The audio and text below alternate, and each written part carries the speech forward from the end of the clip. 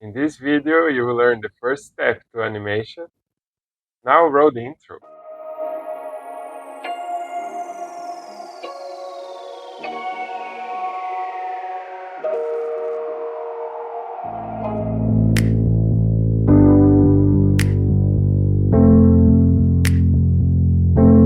It is the time to learn how to animate. I'm sure you guys are very excited.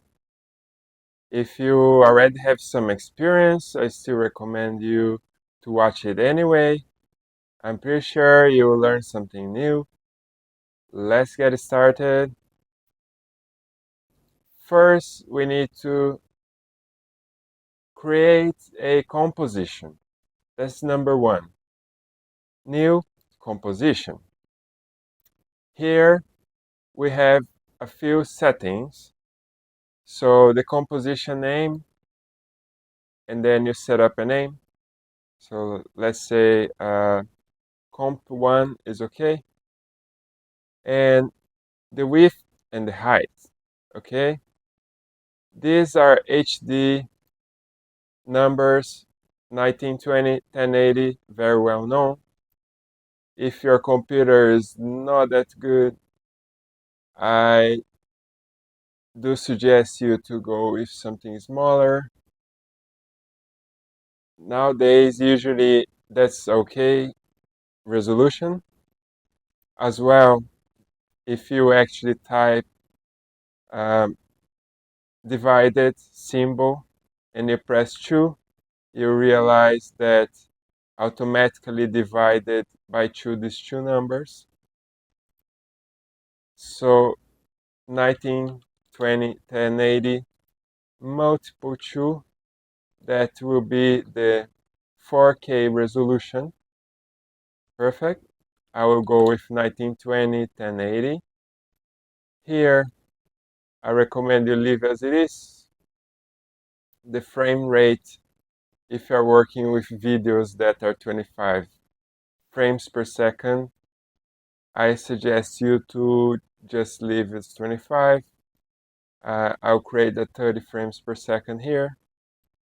The resolution is full. This we can change during the project, but will not apply on the final result, don't you worry. Now, the starting time and the ending time. So this is hours, this is minutes, this is seconds and milliseconds, okay? I will just create a smaller composition, maybe of 20 seconds right now, okay? And this is the background color, which is green. I will just click OK.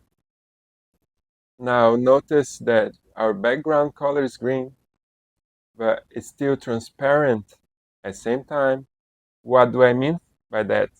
For example, if I come up here and create a rectangle like that, you can see that this is a transparent background. But that green is just to preview it better. You can choose any color you want. Just remember that color is just there to help you instead of seeing these squares. Got it? So turn that off. And this, by the way, is called alpha channel. Great. Now we have created our first rectangle or square, but the name of this shape is rectangle. By the way, you can click here and keep holding with the left click to go and choose different shapes. Great. We have created a rectangle. The purpose of this video is for you to animate.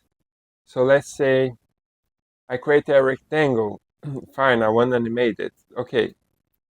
I will show how to animate it in different ways.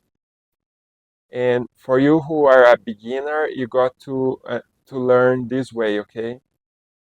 I have gone through so many experience, and I want to teach you on a very different way than the average. This is actually a wrong way to animate it, but you got to repeat and follow with me. Otherwise, you won't understand when you animate it correctly what is the difference. Fine. I have a shape and I have a anchor point. Everything when I animate it will happen around this anchor point. Okay, let's get started.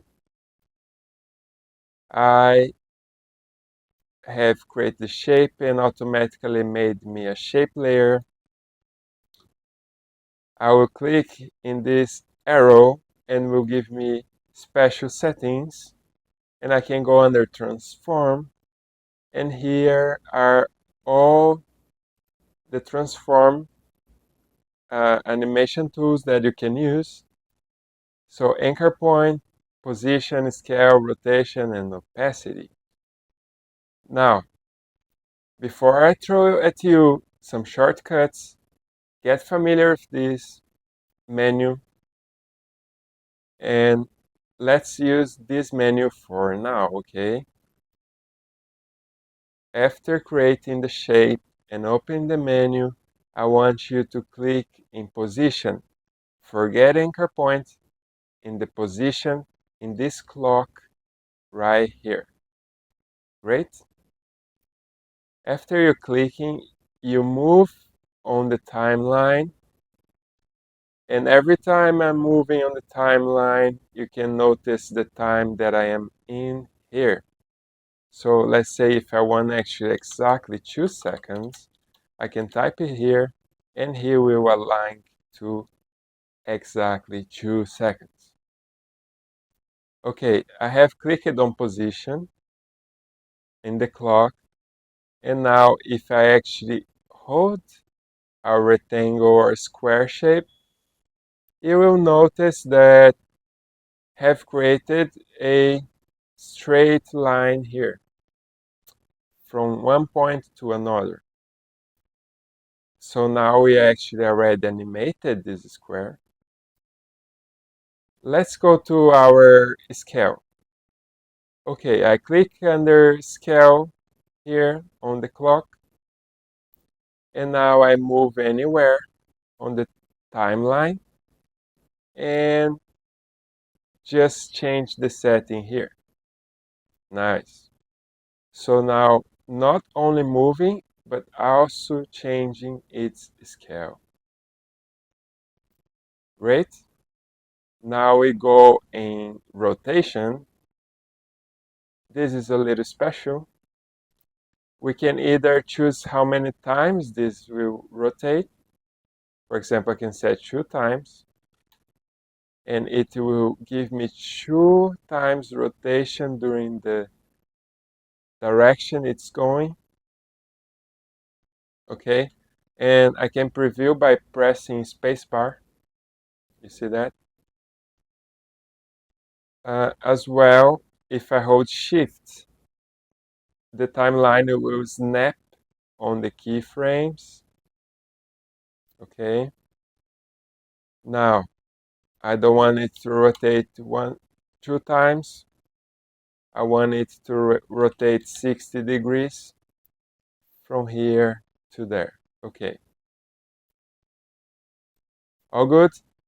Now, we have opacity, and it's set to 100%. This means it's 100% of its color. Now, if I move around here and set it to 0 by clicking and dragging left or right, or just by typing 0. Now the opacity or its transparency, whatever you want to call, it's gone. Great. I hope you guys follow along. Now that's the anchor point. We haven't touched it yet, and you can see that the square is moving on the anchor point? What about I am at the start of the timeline and I click on this icon right here, which is the anchor point tool. And now I can click on the anchor point and drag it to the center of the square. Now, you notice that my one is snapping, right? Your one, by default, might not be snapping. And that's because you need to click on the snapping here and check that. Now, you can snap and everything will happen from the center of the square and is rotating perfectly on the center. Let's talk about this anchor point. What I'm going to do is to click on the layer, press backspace, and create a new shape by clicking on the shape. Okay? Okay, here's the shape. If I hold Shift, it will become a perfect square. If I hold Shift and Control, it will become a perfect square from the point that I clicked. Notice I'm clicking right here, right now, and now I hold Ctrl Shift, and you can notice now that it's from that point is creating the perfect square. Great. Now, if I click on this square shape, you notice the anchor point is centered. I could go and grab this anchor point to the center manually. Now I Ctrl Z or Command Z, okay. I could also, with this selected, I can hit Ctrl or Command and double click it, is automatically centered for me. Now I tell you, this is not right. Still not right. You can use it, but for a very professional project, this is still wrong. I'll tell you why. If you go under the shape layer, rectangle, and transform rectangle, you notice the position is set to these random numbers. And if I 0 and 0 entered, but if I use a line, it's still a weird number. So the correct way to do is when the anchor point is centered by creating the shape, is to zero out through the transform of your shape. So 0 and 0. Now it's centered, it's perfect, okay? And that's how it should be done. Great.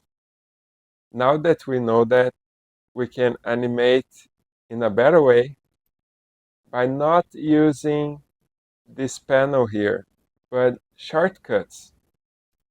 The first shortcut I'll throw to you is rotation. And rotation is very easy. You just press R. And now you open the rotation panel. You can click on it, you can do what you want, and it's rotating there. Great. Now I'll tell you how to open the position. That's P. Great. Now I have rotation here, but I cannot see the keyframes. Let me open the P position, and I can click the letter U one more time, and now I review all the keyframes that I have selected. So we have position, rotation, it's missing scale. So for scale, it's also very easy, S. I open the S scale here, and now I can move. And let's say I want to scale it to this amount. Great. Now I can press U and we can see all three. Well, there is one more to go. The opacity. And for the opacity, we need to click the shortcut. Can you tell me? Well, if you said O, unfortunately that's not correct. It's actually T, and T stands for transparency, and now we have this opacity. So it's pretty easy. So it's P for position, S for scale, R for rotation, and T for opacity. Always remember you want it transparent and you don't want opacity, so you remember T is the shortcut. With these shortcuts, you will go and do very well and much faster works. Now, I want to jump between keyframes. I can drag this timeline, zoom in and zoom out. And I want to jump from here to the next keyframe. How do I do? I press K or I press J. So J will return one step, K will jump one step in between the keyframes. And K again, J, J, K, K, J, J, all right? What happens if I press K again and there is no more keyframes? I will go to the very end of my timeline, and if by any chance I select all this, by any chance there was no any keyframes before and I press J, it's going to the start of the timeline. So K, K, K, K, J, J, J, J. Got it? Amazing. You have improved so much, I'm sure. One more thing that it will help you along. If you, for example, let's get our rotation key by clicking R, and it's rotating that way, but I wish this was the way around. Wow, that's easy. You select both keyframes, you right click, and then there's an option, keyframe assistant, and down here, time reverse keyframes. And now you actually are doing the reverse. But, well, what about the opacity? I open opacity, remember, pressing T. And that's, for example, start transparent, and then go to full opacity. Well, I can select them, keyframe and reverse keyframes. Oh yes, that's what I want. Great, you can use that tool for your convenience. Now let's open all the options here. What else we can reverse? So the scale, yes, let's reverse the scale. Nice, now it's starting with this percentage and going back to 100%. These are very useful tips. I hope you feel excited. Soon we'll be starting to creating very interesting animations. I will see you on the next video.